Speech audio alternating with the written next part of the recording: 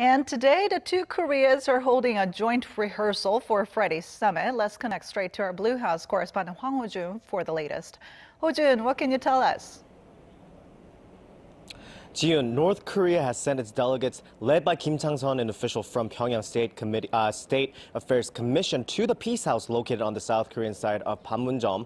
And as you said, the two Koreas have held a joint rehearsal this morning. Now, we don't know for sure exactly when the rehearsal kicked off or if it's still going on or when it will end. As the Blue House said, the joint rehearsal will take place behind closed doors, but we can assume that the two Koreas will be running through every detail. As the top office pointed out, the joint rehearsal will take place at the exact same time that the leaders of Seoul and Pyongyang are set to meet on Friday. There will be no stand-ins for President Moon or Kim Jong-un. Now, just to remind you, there have been a series of working level talks in preparations for the historic summit. With that, there has also been speculation that there will be additional high-level talks between Seoul and Pyongyang before Friday.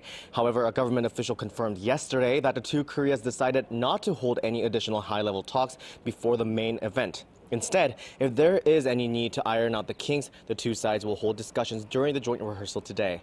A Blue House official said this morning that the preparation process is going smoothly. The South Korean government held its own rehearsal session at the summit venue Tuesday afternoon, where they examined every detail related to the actual summit, including the path people will take, the order of events, and even the furniture inside the building. The summit committee convened afterward to discuss any issues or concerns and is expected to implement the necessary changes on the final run-through on Thursday, the eve of the summit, which will involve more detail and, of course, more people. Now, Hojun, as the summit draws near, it does seem no detail is too trivial, and the Blue House is giving its undivided attention to dot the I's and cross the T's. You're absolutely right, Jiyoon. The Blue House said earlier this morning that President Moon and his staff will only focus on gearing up for the summit and nothing else today. They launched a website for registered reporters who are following the event to receive live updates and press releases.